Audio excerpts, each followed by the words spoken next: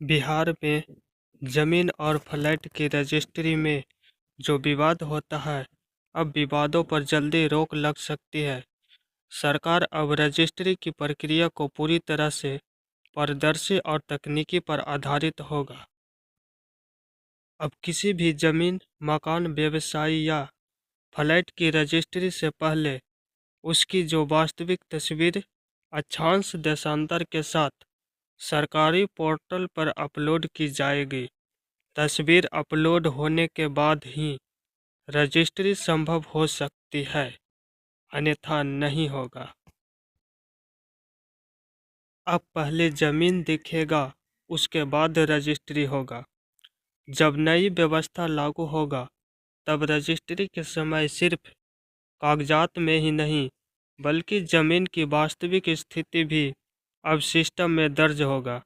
अब लोकेशन सहित जमीन का तस्वीर अपलोड होगा।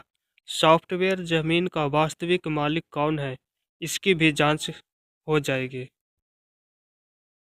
यदि कोई भूमाफिया या दूसरा व्यक्ति एक ही जमीन को दोबारा बेचने की कोशिश करता है, तो रजिस्ट्री नहीं होगा। सॉफ्टवेयर के माध्यम से रुक जाएगा, जिससे फर्जी बिक्री या एक ही जमीन की दोबारा रजिस्ट्री नहीं हो पाएगी।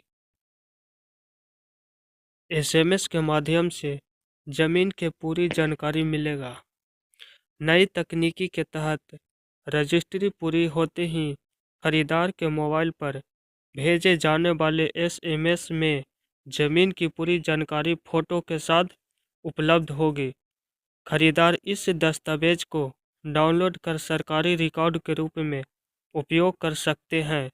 अलग से कार्यालय जाकर कॉपी निकलवाने की जरूरत नहीं पड़ेगी। अब दाखिला खारिज भी होगा आसान। नई प्रणाली लागू होने के बाद रजिस्ट्री होने वाली लगभग 60% जमीन का दाखिल खारिज ऑनलाइन हो सकेगा। सॉफ्टवेयर को पूरी तरह जोड़ने के बाद दाखिल खारिज की प्रक्रिया में होने वाली देरी और विवाद भी कम होंगे। आम लोगों को मिलेगा सीधा फायदा। जमीन की वास्तविक तस्वीर और सटीक लोकेशन सिस्टम में दर्ज होने से खरीदार को वही जमीन मिलेगा जिसके लिए उसने भुगतान किया है। गूगल मैप के जरिए लोकेशन जांचना आसान होगा और गड़बड़ी की संभावना काफ़ी कम हो जाएगी।